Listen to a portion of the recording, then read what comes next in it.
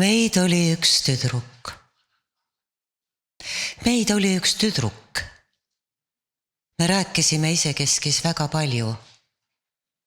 Meil polnud vendi ega õdesid ja isa-ema polnud ka. Me ei kurvastanud kuigi tihti. Kurbi kuri kutsub peksma. Pealegi me teadsime, et vanemad on elus. Neid varjab metsa tehtud salapunkris maa. Meil puudus kasvatus, nii üteldi. Me kedagi ei andnud üles. Me jalatalla alla sulas igal kevadel 2 põletavat laiku. Alles hiljem mõistsin, et ma elan ainsuses.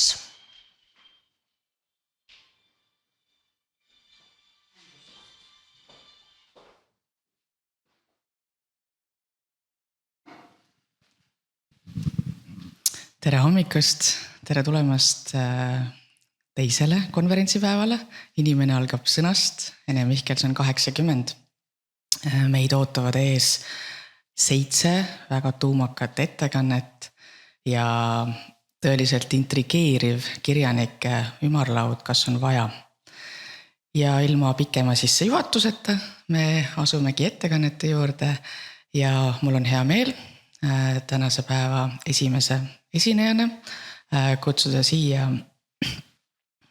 Jaanika Kronberg ja ettekande pealkirjaga Mihkelsoni jäljed ja kaja. Palun, Jaanika.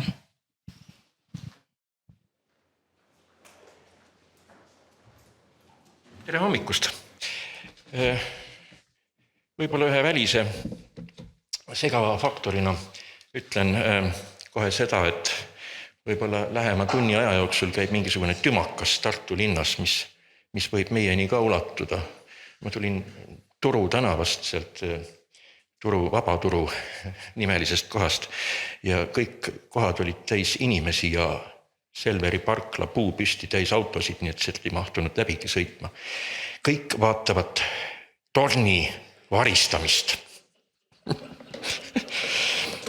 Ja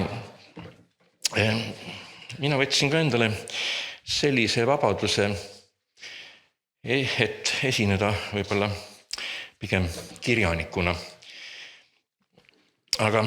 Ja alustada kaugelt, aga kõik see on seotud minu jaoks väga Ene Mihkelsoniga. Nimelt, eilse igati toreda ja sisuka päeva lõpuks oli saabunud mulle kodus arvuti postiga krüptiline sõnum ühelt sõbralt. Sõnumis oli poolik foto Smuuli bareljeefist ja viide Leo Luksi arvustusele Marko Pajevitsi poeetiliselt mõtlemise raamatule, mida ma ei ole lugenud, mida ma ei osanud ka endaga kuidagi seostada, küll aga olen mõelnud, et seda raamatut peaks lugema. Samas ma ei saanud aru, kas siin oli vihje mu mustale südametunnistusele või mis. Smuuli bareljeefi mahavõtmise poolt ma tõepoolest entusiastlikult ei hääletanud. Olen pehmelt kapost juba stiilse obaduse saanud, et end nõukogude nooreks nimetasin. Aga väljendanud ühtlasi ka seda meelt, et Nevski katedraali võiks ju maha võtta ja Müürilehe tasuta levitamise lõpetada. Vähemalt jäin mõtlema, mida ma siis eile tegin, oletades, et sõber jälgis üritust ekraanilt. Ma siis vastan siin. Näost näkku olin eile vestelnud just nimelt Leo Luksiga, aga ka Marju Lauristiniga, Viivi Luigega, Arne Merilaiga. Rein Veidemannile ütlesin mõned head sõnad, kuigi ta oli 20 aastat tagasi Savisaare peaministri esitlusel, samal ajal kui 2 presidenti, Meri ja Rüütel, võtsid osa Teaduste Akadeemia saalis Toompeal raamatu Tõotan ustavaks jääda esitlusest, mille materjali 50 leheküljel umbes olin mina nii-öelda maale toonud, aga mille siis Mart Orav paari aasta jooksul kasvatas 1600 leheküljeliseks telliseks. Pärast seda või vahepeal sõin ma lõunat Sirje Oleskiga ja Tiia Toometiga, vaatamata sellele, et meil hiljuti olid mõned erimeelsused Müllersoni asjus. Ja vahetasin sealsamas ülikooli raamatukogu kohvikus mõned sõnad ka Jaak Valgega. Õhtul küsisin Sveta Grigorjevalt, millal me kaklema hakkame. Hiljem kodus poetasin veel ühe võib-olla asjatu repliigi Eesti Kirjanike Liidu eestseisuse listi TV3 vallandatud veel rumalama kulka süüdistuse asjus. Milline poliitiline või erimeelsuste spekter eilse päeva jooksul. Erakordselt sotsiaalne päev ja kui ma küsin, mis selle põhjustas ja mis seda kõike ühendab, siis vastus on kummalisel kombel Ene Mihkelson. Ja juhuslikult meenus mulle hilisõhtul magama jäädes ka üks kontsert kevadel 2022 Vanemuises. Mu tütar oli esinenud orkestris Vanemuise laval, mänginud Vivaldit ja Pärti ja kui me pärast seal lähedal Vagamaamas India toitu sõime, siis ma ütlesin, et selle kontserti ajal ma panin silmad kinni ja kuulsin automaaditärinat, karjatusi ja pommiplahvatusi Butšas. Mu tütar küsis üllatunud, et kuidas nii. Ma ütlesin, et aga vaata, need inimesed, kes kirjutasid selle muusika ja teie, kes te seda muusikat esitasite, seesama liik põhjustab neid tapatalguid. Mille peale mu tütar 12-aastane tollal ütles, et need ei ole ju inimesed, see on Putin. Putin ei ole inimene. Mis pani mind mõtlema selle üle, et inimesest kui bioloogilisest liigist ei saa me välja astuda. Aga me saame minimeerida oma ühisosa nende inimestega, kes sooritavad kuritegusid või nendele kuritegudele kaasa aitavad. Ja kui ma nüüd olen õigesti aru saanud, siis äsjane nobelist, Lõuna-Korea kirjanik, on ka midagi kirjutanud sellel liikide teemal. Ja võib-olla siin aitabki kaasa taimmõtlemine, millest eile Hasso rääkis. Ja kui ma ja selle teema siis ma kuidagi selle Korea nobelistiga seostasin. Aga jäägem siiski inimeseks olemise juurde, abiks mütoloogia ja luule. Kui Marin küsis teesipihiku jaoks, kellena ma siin esinen ja pakkus ise välja, et see võiks olla Karl Ristikivi selts, siis ühendus Ristikiviga tekkis ootamatult ja kergelt ühe luuletuse näol. See on Ristikivi luuletus Horsfjärden Fantaasia G-moll, viimane 9. luuletus. Laev lõikab laineid nagu igas laulus ja kõik on just seesama, mis on olnud. Nii algus, teekond, kaotused ja leiud. Ja uuesti, kui Prometheus maksa, sa kasvatad, et jätkuks kotkatoitu. Ja Ene Mihkelson, see hästi palju tsiteeritud viimase reaga, kui luuletada siis vaid võimatult, esimene pool. Nüüd istu siin ja valeta, kui jaksad, et muud ei ole tahtnudki kui seda külma tuba poeetidele mõeldud pärandust. Keegi nokib tuletooja maksa. Maailm ammugi on jagatud.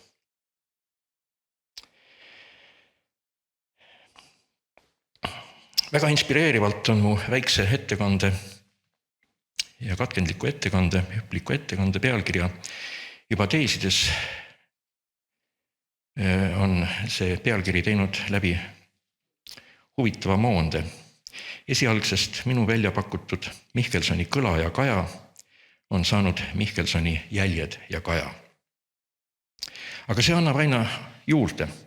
Ainult ma juhiksin tähelepanu sellele, et kõla ja kaja on mõlemad seotud kuulmisega, aga jäljed pigem nägemisega. Kõrvale ja silmale. Ehkki on räägitud ka heli jäljest. Oma kaastöös kogumikule ma juba keskendusin veale, kuid viga võib genereerida ka uut teadmist või nägemist. Ma alustaksin sellest, et ka Ene Mihkelsoni esimene Juhan Liivi luuleauhind oli seotud õige pisikese veaga. 1998. aastal. Aasta varem oli auhinna saanud Kalju Lepik ja tava kohaselt oli tema siis selle auhinna žürii esimees, järgmise auhinna žürii esimees ja pakkus välja Ene Mihkelsoni. Ta oli võtnud seda ülesannet esimees olemise kohustust väga tõsiselt, nii et kartes, et ta ei saa Rootsis kõike kätte, mis on Eestis ilmunud, saatsin ma talle ajakirjanduses ilmunud koopiaid luuletustest, mida siis avaldasid ju ka Postimees ja Eesti Ekspress. Ja see luuletus siis oligi ilmunud 30. oktoobri 1998. aasta Postimees sellises kaunis kujunduses.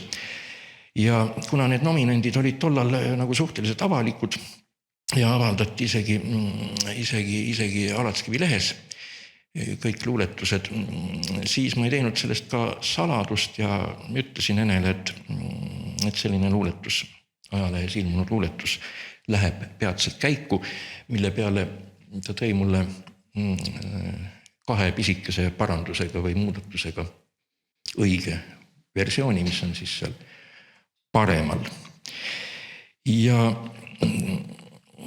auhind tuli, mis on aga praegu minu ettekande seisukohalt väga oluline, on see, et Kalju Lepik, kes oli alati väga napisõnaline ja sõnasäästlik oma just mitte luules, kui lugeda tema arvustusi või ka kirju, need on üsna napisõnalised, siis ta oma paarilauselise põhjenduse, iga žürii liige pidi põhjendama ka siis seda luuletust, mille ta esitab, et miks on just see luuletus kõige liivilikum, siis selle paarilauselise põhjenduse Kalju Lepik lõpetas sõnadega: siin kumiseb kaasa Juhan Liiv.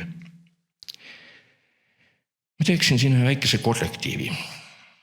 Juhan Liiv ei kumise, ta heliseb, nagu me nüüd teame ka sellest värskelt kuuldud videoklipist, millele juba on ette heidetud plagiaati Simoni ja Garfunkli laulu ehk siis veel varasema viisi järgi Juhan Liivi helin. Ja me peame olema ikkagi väga tänulikud, et Ene Mihkelson ei helise. Et Juhan Liiv oli see, kes kandis seda helinat rinna sees ja see võib-olla ta hulluks ajas. Aga Ene Mihkelson tõesti kumiseb kaasa. Võib-olla on see mingi minu kinnisidee, mis ei lase lahti ja mille tõestamiseks peaks tegema ulatusliku uurimuse, võtma ette eesti keele häälikute esinemise sageduse statistika ja võrdlema seda Ene Mihkelsoni luule või ka üldse kogu loomingu kõlapildiga ja tema isikuga.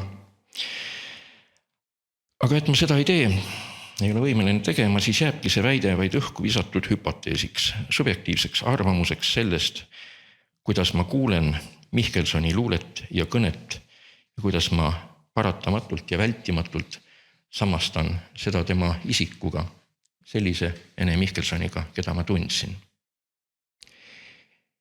Ja milles tema luules minu jaoks domineerivad just tagavokaalid U, Õ, O, A.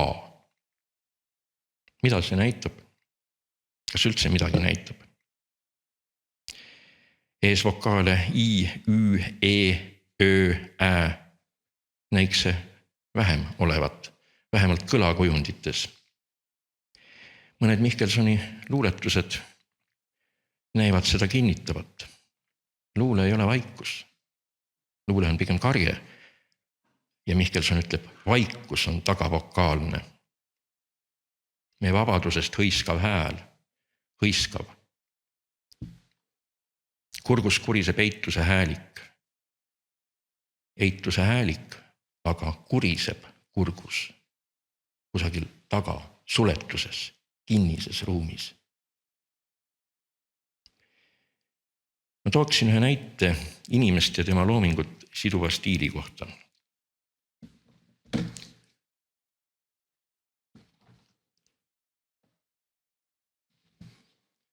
Ohtlik on see luuletaja roll, mis kestaks saab, kui liibub liiga, imbub kandjasse.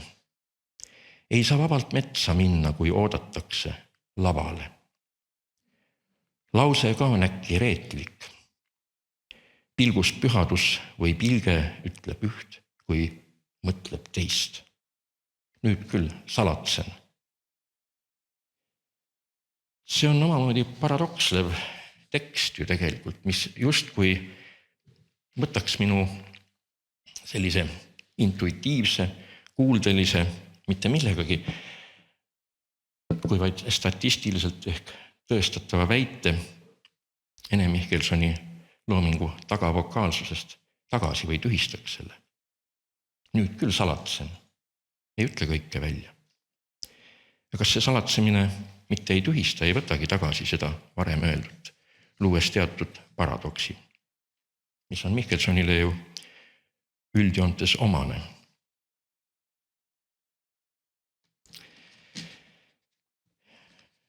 Paar näidet ma tooksin veel. Vaikus on tagavokaalne. Esihambad puuduvad. Ei saa moodustada S-i, aga vokaalide rivi on tähestikus. A tuleb hästi välja, kui sõrmega puudutad. Hammast, mida suus ei ole. Öö, ütlen ma, mis lahtrisse kuulud. Mitu luud on küünad liigestes. Õud on rinnus ja mitte keeles. Sellepärast hääl ei tulegi välja. Õud kui tagavokaalsus. Hääl, mis välja ei tule, kui eesvokaalsus. Mulle näiks, et see vokaalide mäng kõneleb suletusest, sissepoole pööratusest, aga vabadusse välja püüdlevast paatosest ometigi. Sissepoole pööratud lendude taevas on üks näide tema katkuhauast, kui ma ei eksi. Meelde jäänud selline näide. Ja tooksin ka näite ühe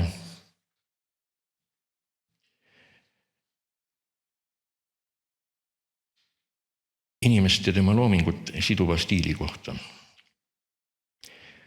Ohtlik on see luuletaja roll, mis kestaks saab, kui liibub liiga, imbub kandjasse.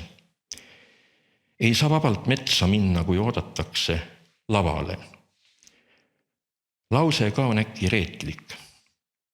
Pilgus pühadus või pilge ütleb üht, kui mõtleb teist. Nüüd küll salatsen. Paradokslev, ühtaegu ütlev ja vakatav või salatsev,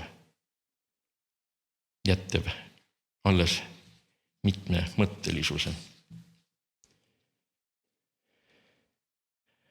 mis on Mihkelsonile omane.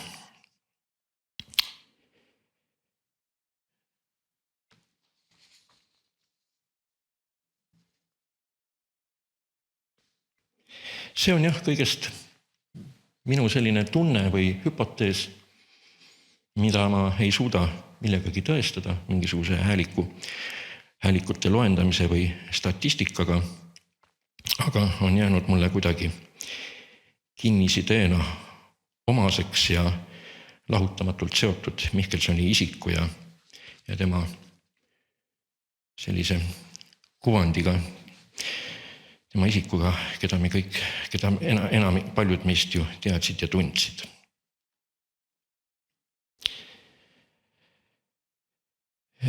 Nii.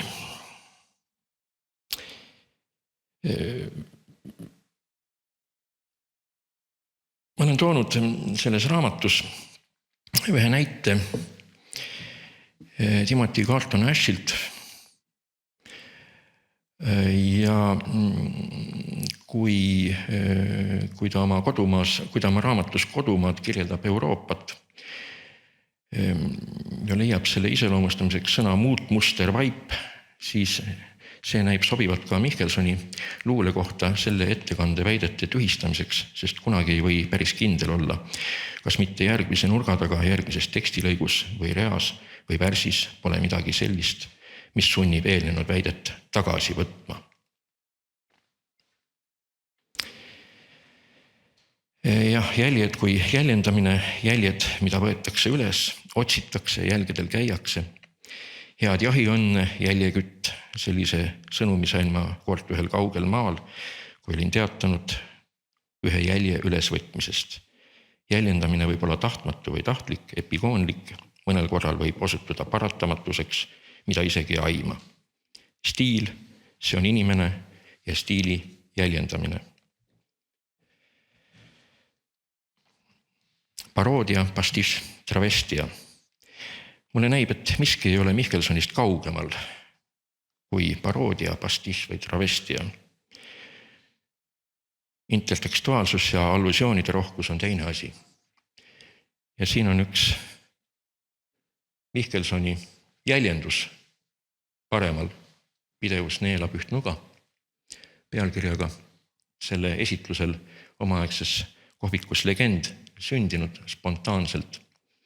Kes on autor, pole mõtet öelda, aga ma mäletan, et Mihkelson ei öelnud selle kohta vist midagi, vähemalt mitte midagi kriitilist või halba.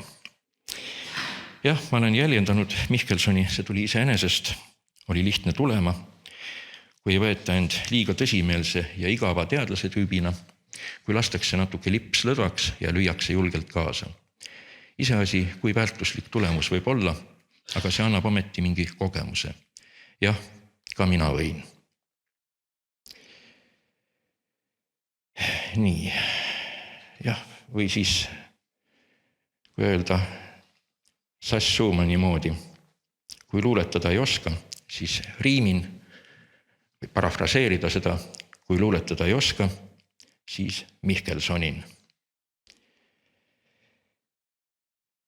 Teine asi on autorile märkamatu, spontaanne jälg, mis ei olegi enam jäljendamine, vaid on kaugel sellest, aga mida võib ehk oletada, et ilma tuttava, ent teadvustamata juhul eelkäijata poleks seda olnud.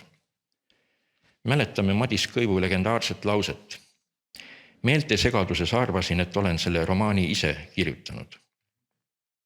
Viimast Vikerkaart lugedes tundus mulle meelte segaduses, et loen Mihkelsoni uut novelli.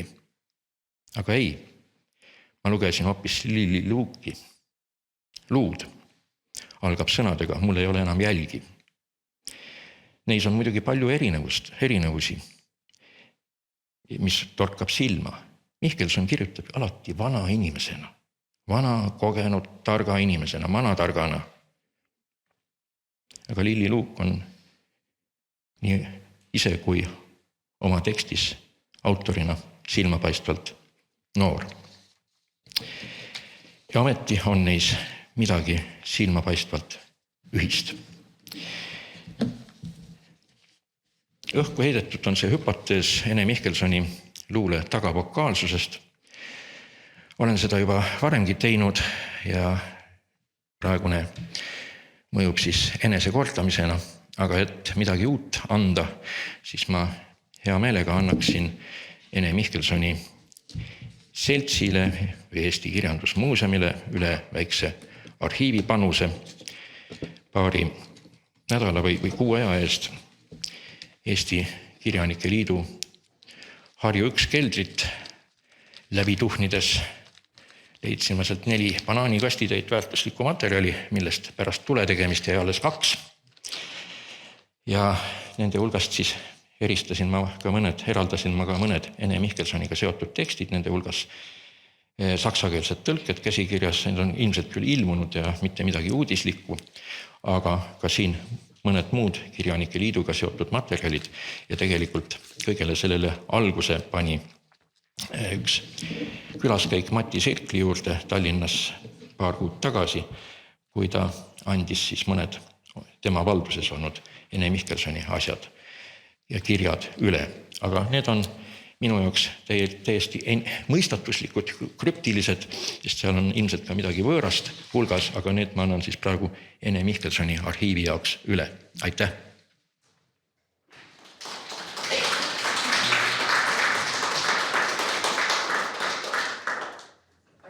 Jaanika, et ma võtan nad praegu üle, aga me anname siis nad ikkagi kirjandusmuuseumile. Oota, Jaanika, ära veel mine ära, et võib-olla meil on küsimusi saalist. Ma praegu esitan siis kohe ise ühe küsimuse, et sa alustasid väga intrigeerivalt selle positsiooniga, et kirjaniku positsiooniga ja kuna me pärast ka sellest räägime, siis ma mõtlesin niimoodi, et see on nüüd nagu väga otse küsimus, aga eks selgub, kas sellele saab üldse vastata, et kuivõrd erinev on see kirjaniku positsioon võrreldes mõne muu positsiooniga just selliste poliitiliste erimeelsuste maailmas navigeerimiseks või et mida see tähendab, et kas sa tahad seda natuke laiendada?